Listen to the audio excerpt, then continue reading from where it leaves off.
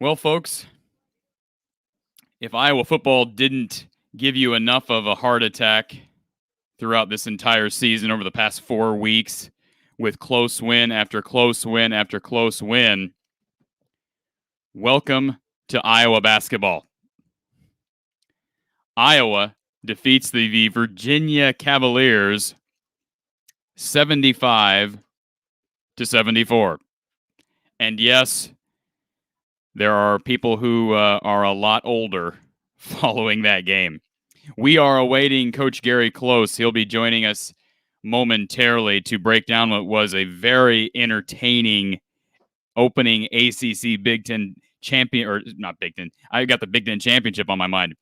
ACC Big Ten Challenge game. A very entertaining game. Iowa going up 40-19 early, the 21-point lead, and then the Hawkeyes just slowly allowed Virginia to climb back in this game. I want to talk about the zone, certainly, but let's give credit where credit is due. Joe Toussaint with a clutch game-winning field goal with 8 seconds remaining. And let's add former Iowa assistant coach Gary Close is with us. Gary, what a game! I don't know what. Yeah. Well, we were waiting for some competition, and we got it, and it made for a great night of basketball. So we go from blowout after blowout after blowout to about as close as you can come, literally inches. A lot to break down here. Let's start with the shot from Joe Toussaint. Not the guy you would expect in that situation, and I'd have to watch that play back. I've not had a chance to look at that play on replay, but I'm guessing that Kie Clark was guarding Jordan Bohannon. Am I right in saying that, Gary? Did you notice? I'm not sure, to tell you the truth. Yeah, I would guess so. Just a huge shot from Joe. Huge shot. How big is that for his confidence? I mean, to hit that shot in that circumstance. Yeah, absolutely. A big game on the road, and you're down, you got to make it, and he had the guts to shoot it and the skill to put it down. So yeah, that's definitely got to help his confidence, no question. All right, so let's kind of run through this for maybe anybody who missed the game or is so caught up in the last second heroics from Joe T and this Iowa defense in that last possession. Maybe we forgot what happened in this game. Iowa with the 40-19 lead early, and it felt like they were going to run away with this thing, Gary. Yeah. In a very impressive first half. Keegan kind of got whatever he wanted. Virginia's defense did not look like a Tony Bennett defense, and so you expected them to tighten things up in the second half. What I didn't expect is for Iowa's defense to struggle as much as it did, especially closing out on three-point shooters. What did you see, and how did Virginia get so many wide-open looks from outside? Obviously, a lot of zone from Iowa. Yeah, both teams struggled guarding the three, which surprised me, especially with Virginia. That defense is designed to take away threes and take away layups, and Iowa hurt them in both areas, especially in the first half. You got to give them credit. I think the zone had something to do with it. The zones tend to give up a few more open threes than their man. And then in a couple cases, they're just a little slow closing out, not quite getting the hand up high enough. And I think in some cases, some of those guys surprised them from three. It looked like they were almost, and some of them encouraging him to shoot it. And so I think some kids maybe shot better than they had thought they were capable of doing going into the game, but it resulted in quite a 3-point shootout. Absolutely did. And I'll speak for, I think, a good portion of the fan base. When Iowa fans see a game like today where you're up 21 and all of a sudden one guy gets hot, and specifically, let's focus, I guess, for a second on Tane Murray, the 6'5" freshman from New Zealand that made, let's see, how many threes did this kid make today? Did he make? He made 4 of 6. And let's keep in mind, here's a kid who was averaging 0.8 points per game heading into this game. I know it's early, but this is sort of giving Iowa fans flashbacks to a couple games last year, specifically Minnesota on the road. And I can't remember the guy that they allowed to shoot like 6 or 7 open threes, basically made no other threes all year, and yet just continuously burned Iowa up in Minneapolis. So how does this happen? I mean, obviously they were, like you said, they were daring him to shoot. I noticed the same thing, especially in that first half. And same thing with Gardner. He was not shooting the three ball well. He was 2 of 2 tonight, ended up with 18. But to me, Gary, I understand you're respecting the dribble drive, but isn't that the perfect way to – this is one of my frustrations with Iowa defense at times, is that isn't that the perfect way to allow a shooter to gain confidence? He may not have confidence going into the game, but if you're going to continue to allow him to shoot threes, eventually he's going to make one, and that turns into 2 and it snowballs. Yeah, and what you got to do is you got to not let him get on a roll. I'm guessing that kid had not made many threes going into the game and surprised him a little bit. And they've got some weapons, and your defense probably is geared more towards those people. But once somebody gets, we always say, once they get one, okay, that's it. They're not going to get any more, regardless of what their percentages are, just because the three is so deadly. You can't give those up. So that'll be an area they'll work on. But there's no question that kid stepped up. Probably moved from way down on the scouting report up a little bit with that shooting performance. Absolutely. Max brings up a beautiful point. This is exactly what I noticed late in that second half. Keegan goes down, and they just needed some scrappy play, and I thought they really got that from Filip Rebraca. Oh, and he had some big buckets. He had a couple of real big buckets when they went into the post to see if they could draw a foul. One case they did. One case he scored, which is where you like to go when you need a basket, because you got a better chance of getting fouled. And he came up with a couple of really good scores inside that really helped. So 4 of 4 from the field for Rebraca, and I'll grab his stat line here. 4 of 4. So efficiency. The one knock, and had Iowa lost this game, Iowa fans would have been clamoring about his free throw shooting. He misses 3 big free throws late in this game, Gary. Iowa has shot the free throw as a team at a very high mark. Today, actually, just 50%. So that takes a bit of a dip. Getting a bit of a show here. There we go. All right. I think we fixed that. But just a bit of an off performance from the Strike today. Being on the road, the atmosphere, I mean, they didn't get to the line much, which is strange. Iowa has gotten to the line a lot so far this year, but 5 of 10 from the line. Any concerns there? Well, I think that's one of the things that Virginia does well. Still getting that echo, Gary. Is that on your end? I muted you, and it went away. See if we can get that figured out here.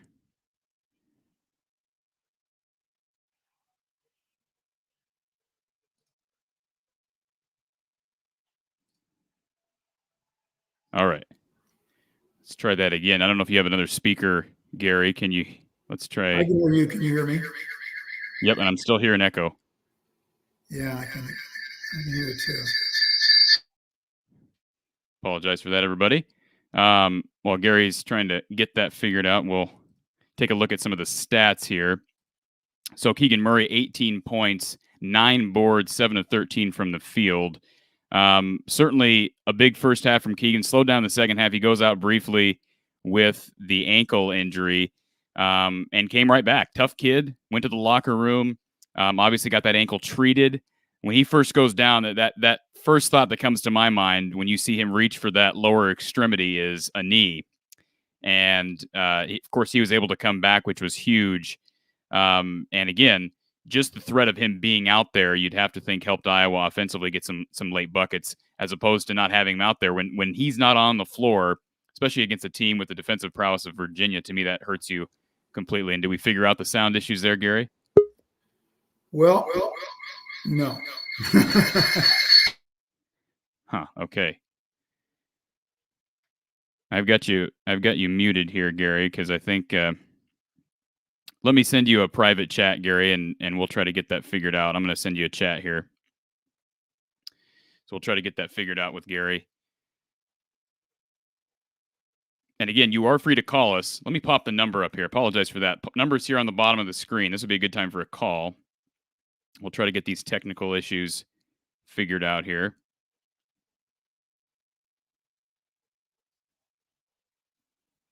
(515-635-6766). 6301. And I did just text Gary, so we're going to try to get these issues resolved with the audio. We never had this issue before, so we'll see if we can figure it out. But again, Iowa with the 75-74 win over the Virginia Cavaliers. In the ACC Big Ten Challenge, Iowa moves to 7-0. So although the schedule was what you could say weak early, so far they're 1-0 against competition that is upper echelon competition, I guess you could say. And again, it's going to only get tougher. Purdue coming up next. Illinois is on the docket here as well. And so it's this is going to be a test, but Iowa passes the test at the buzzer, virtually at the buzzer, and we'll get a chance hopefully to talk about that last shot.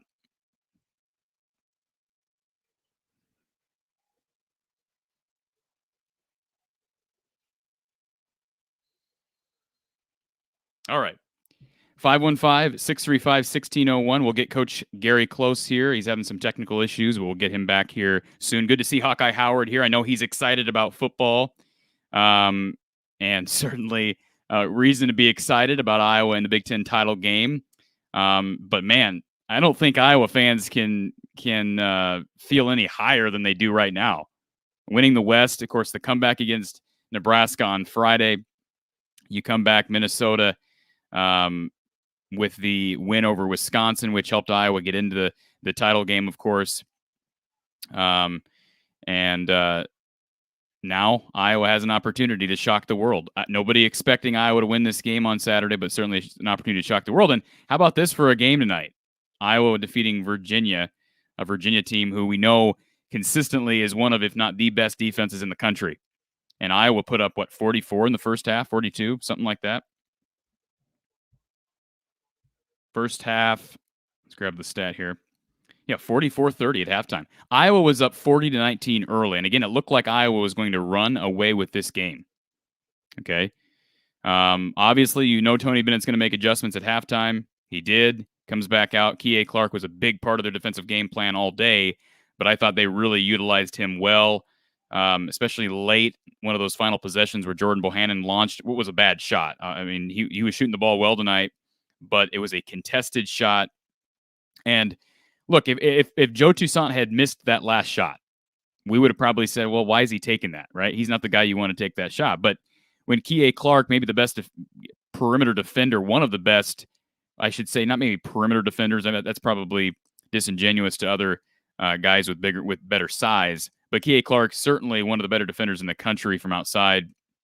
So he's going to be guarding Jordan Bohannon at the end there, and Iowa responded. Joe Toussaint responded. I was a little surprised we didn't see more of Peyton Sandfort. To me, Sandfort gave him some good minutes in that first half. Certainly he's given Iowa good minutes overall. I'll be anxious to hear if there was something going on there. I don't know if he saw the floor in the second half.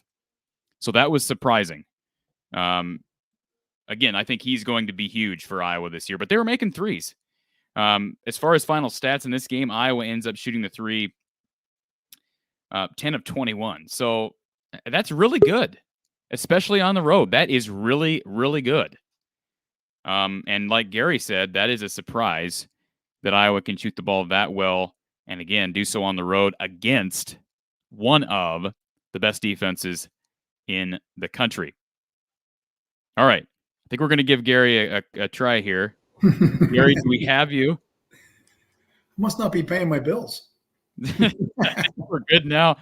I've never had that happen before. You popped up as a double, and it was given, as Hawkeye Howard said here, a weird feedback streak there. So I think we've got that issue resolved. Okay. Apologize for the brief interruption.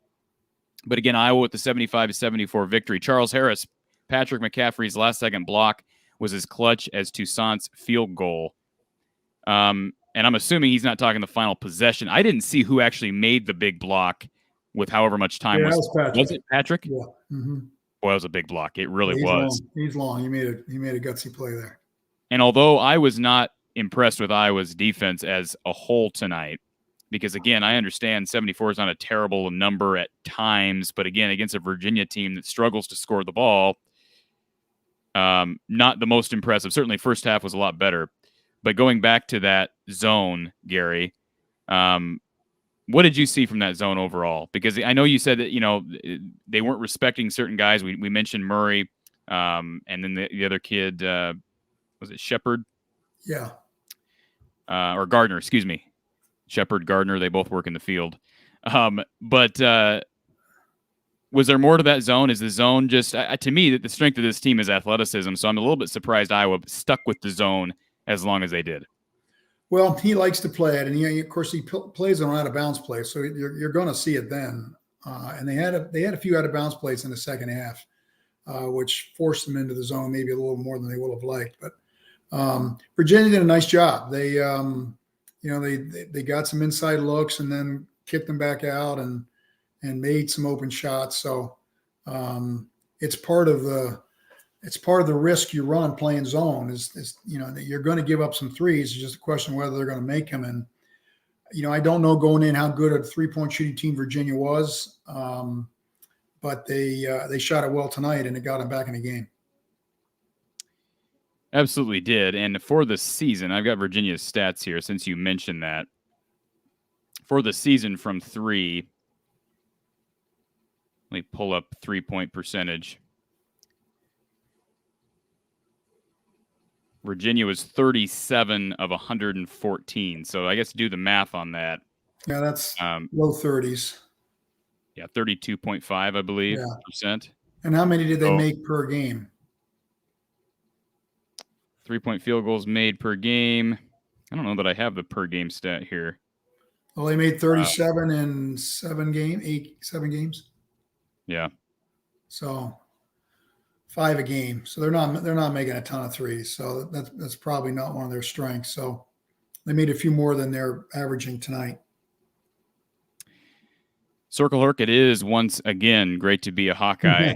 And boy, I tell you, Gary, it just felt like that 21-point lead was going to slip away. Oh, it did. I mean, it did slip away. Let's be honest here. Yeah.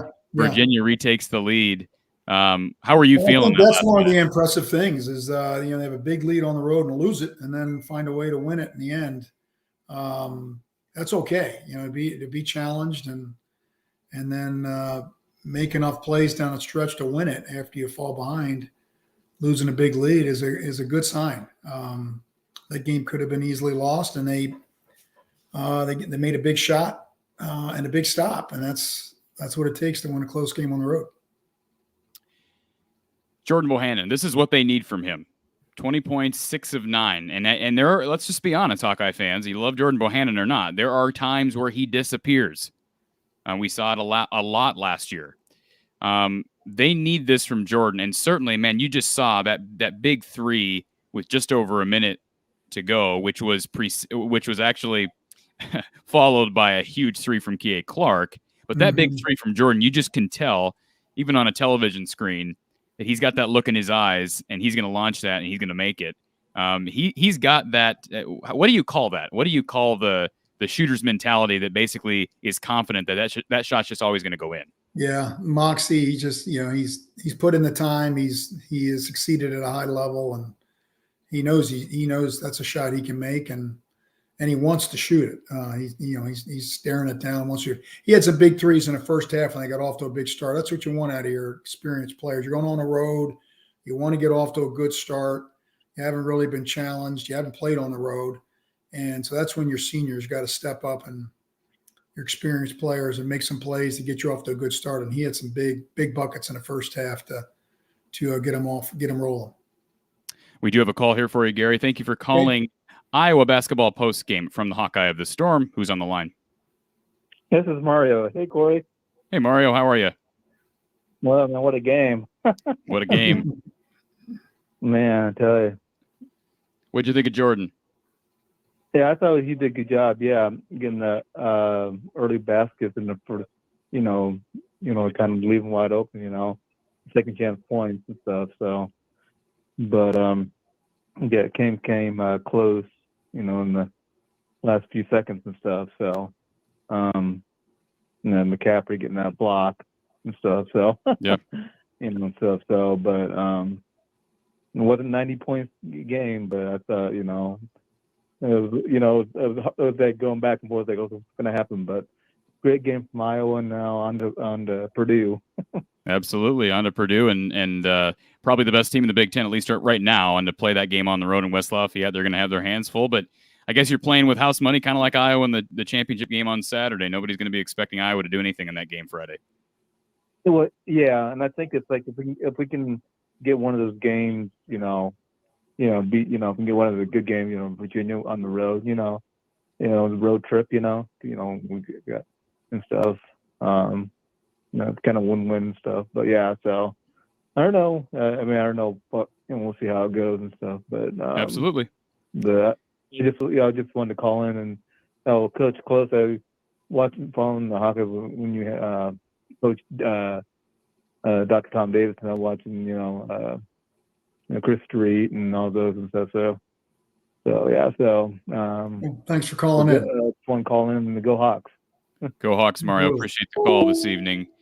And a question here from Ray. He says the game management in the second half was concerning. Do you agree with that, Gary? Well, I think you got a real good team in Michigan, or excuse me, Virginia. You knew they were going to make a run. It's just that's a team that's won ACC championships. They won a national championship. They're well coached.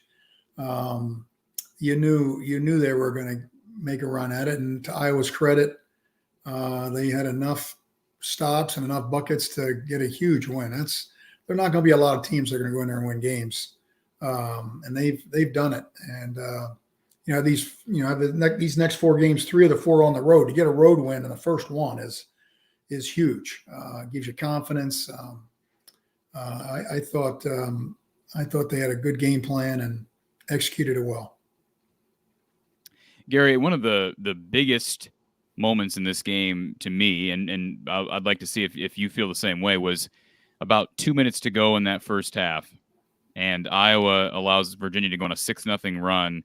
And I didn't think Iowa's defense was very good at all during that little stretch. And we saw that kind of carry over. And you saw Fran lose his mind when the clock hit 0 at the end of the first half. Mm-hmm. What went wrong there and allowing Virginia? Because obviously something went wrong defensively. Fran was upset about.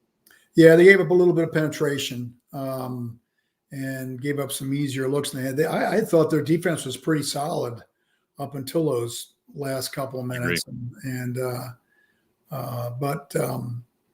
they regrouped and got enough stops in the second half to get themselves a win. So I think all in all, I thought their defense was decent, especially on the road. And they'll look back at the tape and see some areas where they maybe struggle a little bit that they can improve. But that's a quality team that they played real well in the first half, and I'm sure they made some adjustments and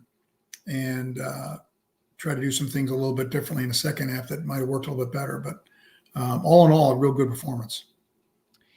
Rebounding the basketball, that's been a concern of mine. They actually out-rebound Virginia. Now, Virginia came into this game not really dominating on the boards, and they don't really have a ton of big men. No. I thought Iowa struggled at times on the defensive end. The words that you uttered last time we jumped on, excuse me, a defensive possession is not over until you secure that rebound. And I thought that haunted Iowa at times. But then Iowa flipped it on the other side of things and got some big offensive rebounds. You mentioned Brada, Chris Murray had a huge one in that second half. Right. Yep. And that's, like if you can extend your possession, that's obviously a plus too. So those offensive rebounds at both ends are important for either team. And Iowa got their share I don't know what the second chance points ended up being, but I don't think Iowa got destroyed in that area by any stretch. It was very close. I know they flashed that on the screen. I don't have the official box score from the university yet, but I know Iowa wins the rebounding battle 30-29. 9 offensive boards apiece, 21 and 20 defensively. So pretty even. It did even out quite a bit. Obviously, rebounding, everybody talks about rebounding out of the zone. And again, we've talked about how maybe rebounding is a bit of a concern for this team in general. And I've said it just because you lose the likes of Jack Nunge, Luka Garza. Wieskamp was a good rebounder for being a wing player. So playing more zone without a big man too Is that continuing to be a concern for you, rebounding the ball, especially when you get up against bigger competition? Of course, we're going to see that this week on Friday. Yeah, it could. I think if you practice rebounding out of zone, you can be effective. In some cases, it might be more effective in that you got your big guys in and around the basket rather than out cover people on the perimeter. But it still comes down to screening out and keeping guys off the glass and then going to get the ball and things like that. So in a zone, you got to screen out your area rather than screening out a guy. And if you do that adequately enough, then you can rebound out of a zone. In some cases, that doesn't happen.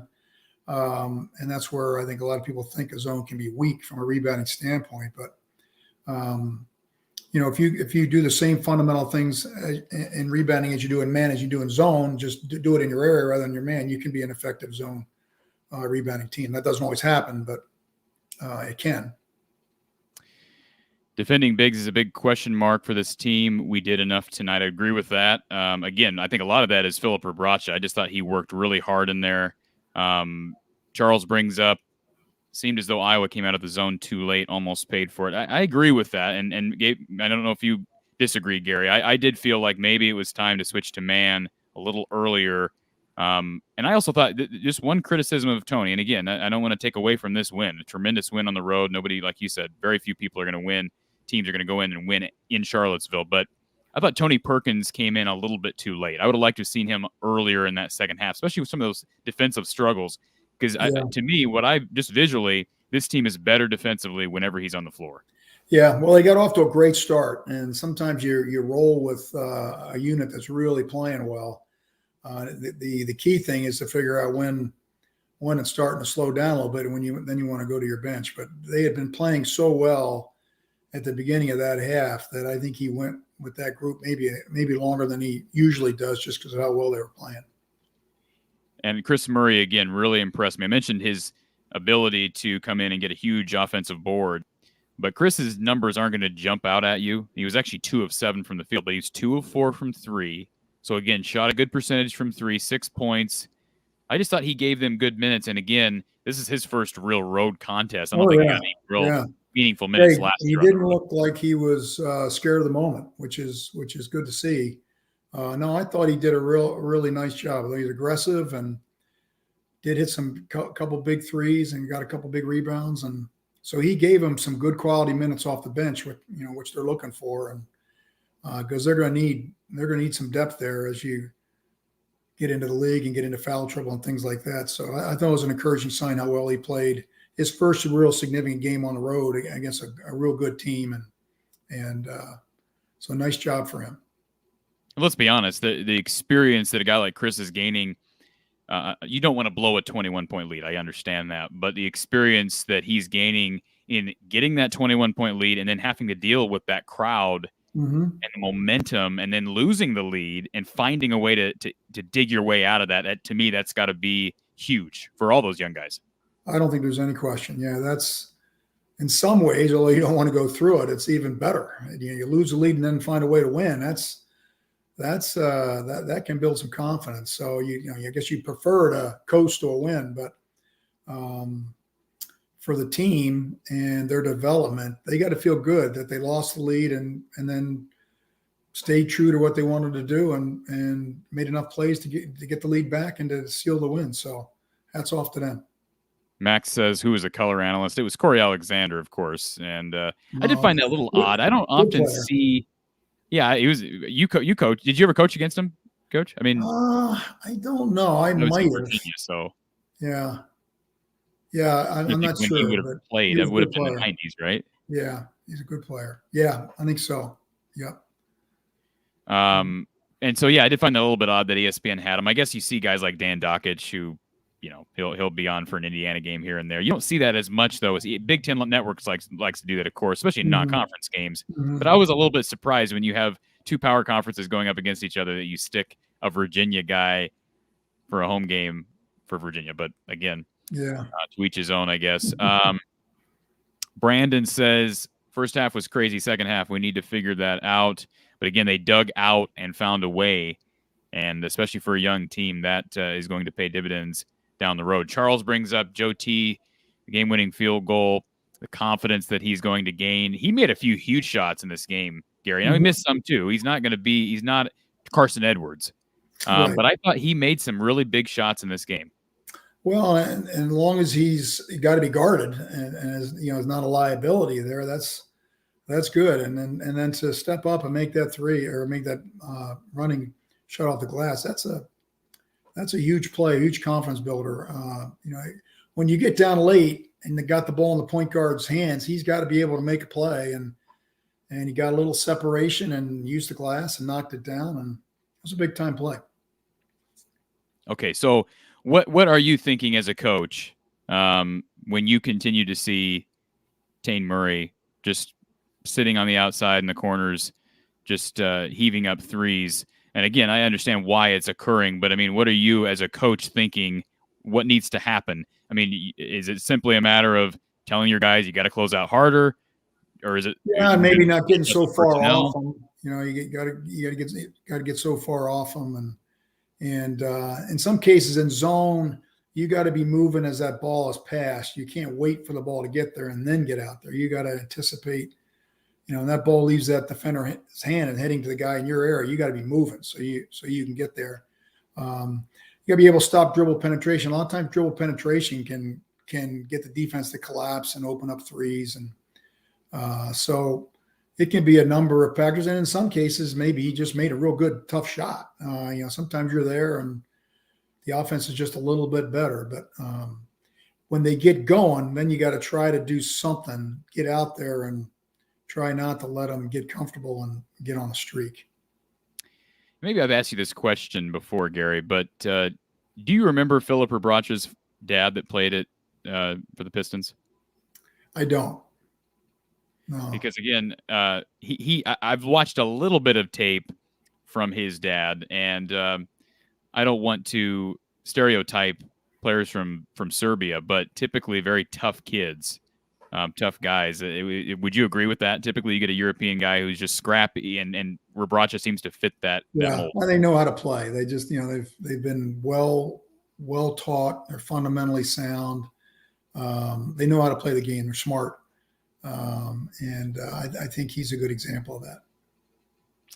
Doug Moore brings up a good point. He says Keegan is a big mismatch for most bigs. A lot of bigs in the Big Ten will get in foul trouble because of him. And man, early in this game, I'm sitting here thinking his game, and I say it every week now, but now we're seeing it against really good defensive competition. It's so smooth. He had a crossover behind the back and take to the hoop in that first half that was just a thing of beauty. I was surprised how much they got to the rim against Virginia. That was, and he was a big part of that because they don't usually give up a whole lot of layups and shots around the basket. And I'd love to see Iowa's shot chart in the first half. I think they got a lot of layups. I think they got a lot of threes, and that's exactly what they don't want to give up. You got to give Iowa credit. Their offense in the first half was really good. Spaceboy 74, can Jess Settles come back for another season? I think he's a little As bit. I've seen Jess Settles lately, I don't know if they want him back anymore. How old is Jess now? Is he in his? I have to think back. Wow, he's got to really that old. be probably in his low 40s. How do I stay kind to Jess? He's never looked young. Like even when he played, he didn't look like a very young player, right? I mean, he's always kind of looked like an old man, right? It's all that farm work. Milking cows and plowing fields, and it's tough work. It takes a little out of it. That's absolutely right. Tell you what, though, when the lights came on, he was ready to go. You are absolutely right, and you could say the same thing about Jordan Bohannon, especially tonight. Again, this atmosphere, and he led this team with some big shots. Mike, appreciate the support. He's enjoying the post games. Appreciate that. Yeah. And as Mike reminds everybody, help us grow by sharing our show. Hit the like button and tell others about Iowa basketball post game here with Coach Gary Close. Yeah. One thing I wish this team had, butts and seats at Carver. Circle Herc. I think that will come, right? You're not going to sell out a lot of games when you're playing the likes of Portland State, Western Michigan, Longwood. I think if this team, obviously, it's very simple, right, Gary? If the team continues to win, the fans will show up in earnest. Oh yeah, there's no doubt. I don't think there's any question. You get into the Big Ten, people come to see the other teams as well. So this team's fun to watch. I think they keep playing like they're playing. I agree with them. I think it's time to get some people in the stands, and I've been a little surprised too the few games I've been there. But I think there's a COVID, and we're trying to get through all that, and it's the team lost some players and non-conference games. But I think that'll all change when we get into. We'll see what this crowd's like when they play Illinois this weekend. I think it'll be Carver like it normally is. And that's Sunday, correct? Is that Sunday? Yeah. I'm not even sure. I hope it's not Saturday. No, it's not Saturday. We got the Big Ten championship game Saturday. No. Okay, I got to ask you. Let's segue for a second before we finish up on basketball. Saturday if they're playing Purdue on Friday. That's right. That's true. Yeah. Man, it's a quick turnaround though for Sunday though. Yeah, it is a quick turnaround. Purdue and Illinois back. Yeah, that's a 2 games in 3 days. I want to segue before we go back to basketball to finish this off the show, Gary. All these Iowa fans on here. I mean, I think basically everybody would also consider themselves huge Iowa football fans. So where was your allegiance? We got to ask you. We know the rooting interest this past weekend. Iowa defeats Nebraska and Minnesota had to beat Wisconsin. You can be honest with us. Were you rooting for the Badgers or for the Gophers? Because I've always been a big fan of Kirk Ferentz. He's a terrific coach, great guy. And so I've watched him, ever since I left closely and always pull for him. And Paul Chryst, the same way. They're very similar coaches, and they're good people and sound football guys. And so I was hoping for a tie. I was surprised. I'll tell you, I was surprised. I did not think they were going to lose to Minnesota. Their offense has been a little inconsistent, and I give Minnesota credit. They didn't have a whole lot to play for other than a little bit of pride and maybe a better bowl game. And they, especially in the second half, they really took it to them. They got the axe. They got the axe back home, and certainly that's a trophy they do not typically. Well, you call it a trophy? I guess it's a trophy. Oh yeah, but it's certainly not a trophy they're used to having in Minneapolis. So no, not at all. Congrats to the Gophers on that. It certainly helps Iowa. Spaghetti Factory says Iowa versus Iowa State going to be a top 25 matchup. Gary, last time we talked, we had discussed Iowa State's win over Xavier. They come back, beat number 9 Memphis. That's a good team here in Ames. Easily. Yeah, it wasn't even close. Yeah. So, what are you seeing from there? They're playing defense. Isaiah Brockington's playing really well. Gabe Kalster's shooting the 3 well. They've used the transfer portal to their advantage, of course, but Otzelberger's got them rolling. And again, it's been on the defensive end. Yeah, very, very sound defensively, and they've got some veteran guards that have been in some games. So it's like you said, the transfer portal has really helped them. And that very well could be a top 25 game, which would be terrific for the state. Todd V, nice win, great test for this young team. Absolutely. Again, the difference between losing this game when you're up by 21 and finding a way to win it, to me, are just huge, just immense. No doubt. Of course, it's difference in the win and loss. Especially when you got Purdue on Friday. Right. Yeah. Space Boy's got a question for you, Gary. Do you think Fran stresses guarding the 3 to his players enough over the years? I love Fran, but it seems like every opposing team sets team records for 3s made in a game all the time. Yeah, that's a hard one for me to answer because I'm not privy to their defensive philosophy and what they're trying to do. I know, for example, Virginia, and they didn't do it very well tonight. That's one of the things they don't want to do is give up open 3s. And I'm sure Iowa's the same way. And in some cases, the offense is just really, really good, and you got to give them credit. But it's definitely a killer. You give up a lot of 3s. Your chances, it's a great equalizer. Your chances of winning are not as good if your 3-point defense is not good.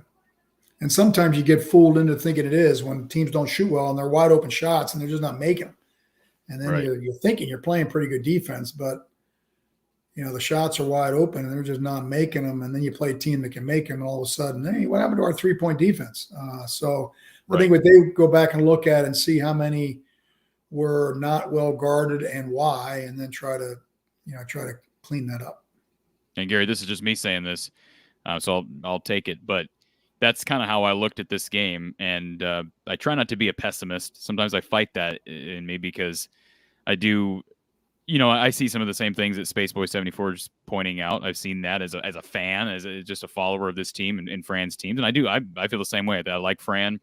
But if I were to rate from maybe the 5-minute mark in the second half on, I didn't think the defense was very good at all. I'll just be frank. So, yeah, I mean, you hope that they can correct those things. Again, athleticism doesn't really help you much in a zone, does it, Gary? Yeah, it can help you. You can get out quicker, and if you have length, you can cover things up. Syracuse has played zone, forever, and right. They recruit to that. Big, long, athletic wings that can get out and cover people. So, but I always feel that your zone is only going to be as good as your man-to-man skills. If you're bad at closing out, if you're bad at covering dribble penetration, you might be able to cover it up a little bit in a zone, but it's still going to get exposed. And so I think their man defense has been pretty good so far. They've had some breakdowns, but early in the year you're going to have some. It's going to have to get better as the competition gets better. And I think, if you're going to win big, you're going to win championships, you got to get stops on the defensive end. And that'll continue to be something that they've got to get good at. This is an incredible stat that I'm going to throw up here from Ray. We've talked about it, but man alive, how do you only turn the ball over 4 times against Virginia's defense? Well, you got guards that make good decisions, and in George's case, he's experienced. I think it's something I'm sure is stressed. On the road against a team like that, that's you've got to, if you're going to try to win on the road against a real good team, you got to take care of the ball. I think the other thing is they didn't foul excessively either. I don't know how many free throws Virginia shot, but limiting turnovers and limiting fouls is a good start to keeping yourself in the game. And they shot so well offensively, they got a big lead in addition to that, and a big enough lead that even when they made a run, it was enough to hang on. Neither team shot from the free throw line a lot tonight. 5 of 10 for Iowa, 5 of 9 for. Yeah, see, that's good. That's good defense when you don't foul. You're I don't know if people realize that, but you'll watch. Some teams will be so undisciplined, leaving their feet, reaching and grabbing, slapping around, and they just pick up dumb fouls early, and then teams get into the penalty, and now you make a tough foul, and teams are shooting free throws rather than taking the ball out, and especially on the road, that can really get you beat. So to limit them to 9 free throws or 10 free throws, that's a good defensive effort, good discipline, and which is what you're also seeing with only 4 turnovers. That's a good sign of a disciplined, well-coached team that's not turning it over and not fouling. Given how Keegan Murray is, just with his demeanor, when you see him, at least this is my perspective, when I see him put his hands on his head after what he believed to be a clean block, I believe him. Now, I mean, I know every guy probably does that at some point in his career, but it did look like a clean block. I don't think we got a good replay of it, but that's 2 free throws right there that would not have been granted, and you're looking at 7. Right. Again, I know there's missed calls on both ends, but Iowa, this is one thing I'll say about Iowa's defense, and I agree with you, Gary. I think, and I agree with some of our listeners, I think Iowa's defense has already shown itself to have been improved, and I expected that. The athleticism is I think, a lot better than last year. The length this year, not that Iowa wasn't long with Nunji and Garza, but the athleticism paired with the length, especially when you get Chris Murray and Keegan on the court at the same time, along with Patrick. And I did see a question here from BB, and he misspelled Sanford. He said Stanford, but he means Sanford. Where did he go in the second half? I was saying the same thing, and I know he's a freshman, but I thought they could have really used his three-point shooting and his length in that second half. Were you surprised that he didn't see the court? Not totally.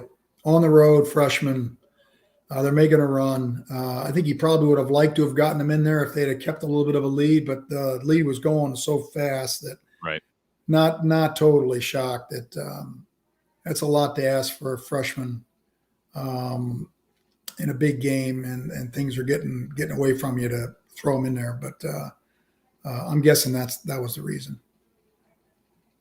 Now, a question here from Oatmeal for Life. He's wanting to know how many minutes in the second half from Tony, and I think I've got the official box score here from Iowa. And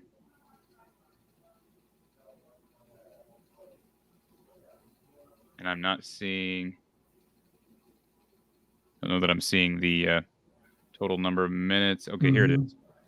Tony Perkins only played 4 minutes in that second half. I don't quite see that. Now, again, I mean, they won the game, but he needs more minutes, in my opinion, especially when you're struggling. He's long. I mean, he's not a real big guy. He's got long arms, and he closes out hard. And you just see an energy level that maybe is missing with certain guys when Tony's on the floor. So, yeah. I think it'd be nice to see him more late in games, and I'm sure they'll see that on tape. And I think you will. I think he went back to the group that had played so well in the beginning when they were making that run. I think he felt more comfortable with that, and I can understand that. And Gary, that's the group that did close out the game in their defense. Mm-hmm. So, what'd you see in the last possession of the game? I thought that shot from Kihei Clark was going down. You're holding your breath on that. What did you see on the last? What was the last play? Maybe probably got a little deeper than they would have liked. It was a ball screen, and I think they were worried about that roll guy, but they didn't foul. And it's the same shot that Joe made. That's not an easy shot. I mean, you'd rather probably give that up than obviously give up a layup or give up an open three. He didn't make it, and they didn't foul him. They did get the offensive rebound, which was a concern, but Patrick cleaned that up with the block. So, like we had talked about, I think they're disciplined not to foul. That could have easily been a foul, and now he's going to the free throw line and make him make a tough shot, and he didn't make it, and Joe did. I think if you ask Tony Bennett, he probably was fine with the shot that Joe got. He just made it. Now, the offense was just a little bit better than the defense. I think he was fine with that shot. You just got to give credit where credit's due. And Joe made it, and Clark didn't. And that's basically the game. The real Hayden, I understand the frustration. Let's pump the brakes here. He says, same old story on defense. Just happy we got the W. Think Keegan needs to be more aggressive, put his head down, go one-on-one a little bit more. Still love this team. Yeah, it's early. And again, I agree with Coach. The defense was actually really good for, I'd say, the first third of the game. But there are things to clean up. And again, I think they were good for the entire half. I think you look at the halftime stat. Would they have 29 points? 29 points. Those last 2 minutes were rough, though, Gary. A little bit. But I think they gave up 3 straight layups. I thought they were on the road, first tough game. I thought they you're right. Yes. They want to get it up and down, but they got stops, and I think their stops helped their fast break. I thought defensively they were really good in the first half, maybe not the last 2 minutes, but I think that was a big reason why they got as many good shots on the offensive end was the stops they got on the defensive end, got their transition going, and it didn't continue in the second half, but you knew they were going to make a run. They're too good to not make a run. So it's early, and I'm sure there's areas they got to get better at. But I think all in all, for a first real test, I thought their defense was good enough to get a good win. So absolutely. Oatmeal for Life might be Fran's deepest backcourt with Perkins, Joe T, J-Bo, Connor, and Perkins. You throw a guy like Sanford in, who I know is – I don't know if you see him as a natural 2 or 3 or does it matter? I mean, he's got the length to be a 3. I don't think it matters. Yeah. I would agree with that. Charles, he thinks Perkins should be using a 6-man type of role. Of course, Connor is kind of that 6th man right now. But absolutely, with his defensive energy, Cooper agrees, needs more minutes for Perkins. Connor's a solid defensive player too, and he's a great passer, and he doesn't turn the ball over. I think what he had his ball handlers in there that take care of the basketball, and I think that's part of the reason why they only had 4 turnovers. And on the road, you got to have that. You start throwing the ball around a lot, and it can get away from you quickly. Ray says, I remember Coach Close when I attended Dr. Tom Davis basketball camp in '89. He has aged well. Well, that's nice of Ray to say that. There you go. Yeah. There's a lot of good things happening. He was one of the 1,000 campers we had at the camp. You talk about having to be organized. Woo, wee. 1,000? 1,000. We'd had 1,000 campers. Wow. Yep. And That's having insane. those guys, all them come in the first day and get them all on teams and organized, and woo-wee, that was a headache. Love the But a lot of story fun. from Eric. Appreciate that. And yeah, we'll be back on Friday. So the Big Ten championship game, this is a busy week for Hawkeye fans, Gary. Great week for all The that, Big man. Ten Wow. championship game on Saturday. Before we wrap this up, real quickly, Big Ten. I know I always like to kind of run through recent Big Ten results. Obviously, and for that matter, results from teams that Iowa plays. We talked about Iowa State. Purdue is still undefeated, rolling. Illinois is struggling, and I saw a tweet here from John Rothstein before the Illinois game. I'm going to read this to you. This was, and I don't know all the details here, but of course, Illinois is struggling right now. And tonight against Notre Dame, Andre Curbello's out for undisclosed reasons. Trent Frazier's out with a leg injury. Jacob Grandison out with an illness. Benjamin Verdonk out with the flu. That's a lot of attrition there. And I don't know what's going on with Curbello. I'll ask you the same thing. Are they in trouble? Well, I ask you this every time we jump on, but it doesn't seem like they're figuring out yet. They did close out that game the other night against Rio Grande Valley, but it was not pretty. Yeah. Maybe it's a good time for Iowa to get them when they're all a little disjointed. Let's keep them out for another few days. And what did you see from Iowa's bigs tonight? I mean, no minutes from you kind of predicted this. No minutes for Agundale or Mulvey.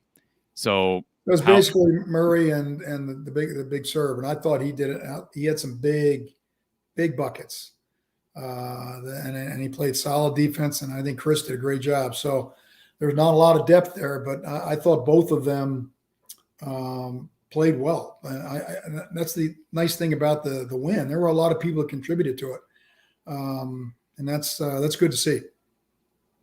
This is a good comment from Eric. Can we all just admit that we were impressed with this win? Did any of us expect against a top 4D? I agree. Absolutely. We were talking about we didn't think it'd get into the 60s maybe. And, right. I'm sure Tony was upset with his defense in the first day, but Iowa deserves some credit for that. And so to put up what they put up against them, that's a really impressive job they did. And they needed every one of them to escape with a really, really good win. That's a good win for NCAA tournament. That's one you put on a resume that helps you even more than just winning. That's a big win. That was kind of how I was feeling that late in that second half. I'm thinking, well, they lose this lead. It's terribly disappointing to lose a 21-point lead at any point in the season. But it's a young team. You'll bounce back from it. But again, like you just said, that's a huge missed opportunity for a resume-building win. I don't care if it's in November or not. Yeah, and they were able to grab it. So impressive. Yeah. Want to remind everybody, Friday, Iowa Purdue, big time conference opener for the Hawkeyes.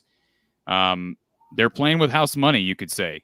They've got fix this typo here. They've got I don't think anybody's going to predict them going to West Lafayette struggle. It's a matchup that Iowa typically I don't want to say doesn't ever perform. I don't remember the last time we've won in West Lafayette. I'd have to look back at the history, but it's been a while. Yeah, it's a tough place to play. It'll be interesting because they want to just blow you out with aggressive defense and run it right down your throat. And, that's Iowa's strength too. So it's going to be, you run the risk. You try to go in there and run with them and play that way, and you can get your butt blown out. But that's one of their strengths. So I'm curious myself how that's going to go. Because they are really dangerous in that place, and especially just knocking you for a loop right at the beginning, and all of a sudden you're out of the game, and it's only 10 minutes in. So I remember my first game at Purdue, we went there, and I think we were ranked 2 or 3, and they were ranked like 3 or 4. It was like a top 5 matchup, and Roy Marble got his eye poked like 3 minutes into the game and was out for the entire game. And we had won like 16 games in a row. We were undefeated and won there, even with him getting knocked out. And I still could not believe how loud it was. It was my first time in there. And that is one tough place to play. It might be the toughest place in the league. So They got a great challenge coming Friday, but it's going to be a little bit easier coming off a win tonight. That you get 2 road games, you already got 1 win under your belt. That's big. We've been talking about it, and I know you've given your take, again, playing zone, but just tell me, how does this team defend Zach Edey at 7'3"? Well, I think you got to defend him with with a lot of guys. It's just not going to be one guy. You got to pressure on the ball, so it's a little harder to get it in there. Maybe you're going to double them a little bit. I don't know exactly how they're going to do it, but it's going to be a team effort. One guy's not going to shut that kid down, and I think you will see some zone, especially if they're hurting him inside. And but a lot of what they did today, not fouling, not getting up a lot of easy baskets, make them earn tough baskets, and give yourself a chance.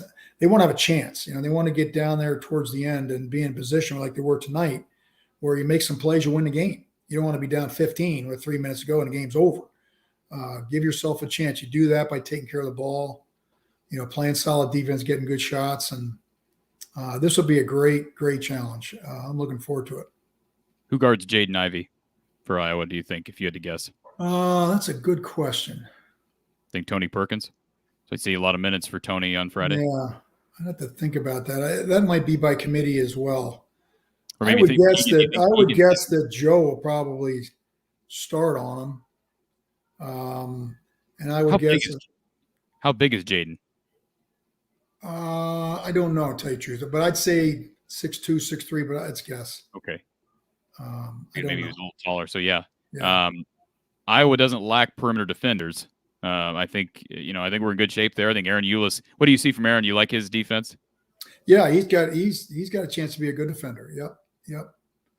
And they wear you down, so they might need a little bit longer bench because they're physical and they'll try to wear you down. Purdue's always been about being physical, and that's a big thing you got to do going in there. You got to match their intensity and their physicalness, or you're in trouble. Do you ever remember a scenario where a preseason Big Ten Player of the Year candidate, and I'm talking about Trevion Williams, shifts from starting role to a bench role? I've never heard of that, and that's exactly what they got going on. Bench now. I didn't even know that. Yeah, I haven't seen Purdue play this year. Yeah, wow. Well, he's going to get plenty of minutes, whether he's starting or not, and he probably will be there at the end if the game's on the line. So yeah, that's interesting. People talking about crazy Tony Bennett, and I see this comment from Mark: 44 points scored by Iowa in the first half, the most ever in a first half against Virginia under Tony Bennett. That is an unbelievable stat. That would not surprise me. That would not surprise me.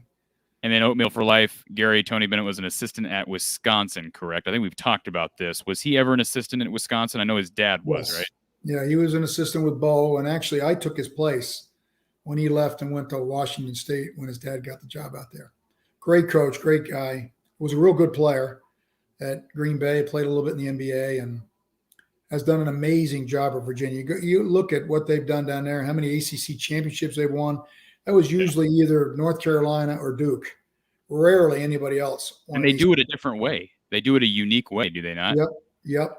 And a great teacher and really, really good coach.